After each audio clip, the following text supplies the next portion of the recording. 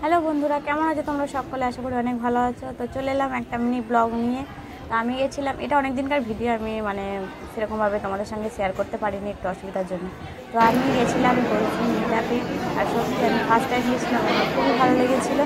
তো চলো তোমাদের একটু দেখাই আমি কি করছিলাম আর বাকিরা সবাই কী করছিল, তো তোমাদের সঙ্গে শেয়ার করবো বলে আমি ভিডিওটা আজকে নিয়ে চলে এসেছি।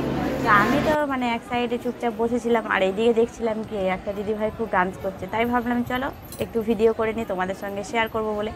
তো তারপরে দিদিভাইয়ের যার ডান্সটা শেষ হলো, তারপরে তো একটা কাকু চলে এলো, কাকু এসেও ডান্স করতে লাগিয়ে দিল। কি বলবো, আমি যে শুধু দেখছিলাম সবাইকে, কারণ আমি ফার্স্ট টাইম গেছিলাম। তো আমিও কতগুলো রিলস বানিয়েছি, তোমরা দেখেছো।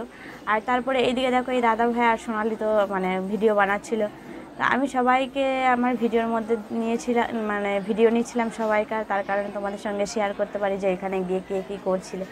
তো সত্যি আমার খুব ভালো লেগেছে। তোমাদের যদি ভালো লাগে অবশ্যই কমেন্ট করো, শেয়ার করো, আমার পেজটা ফলো করো, আমাকে একটু সাপোর্ট করো। তো চলো এরপর দেখা যাক।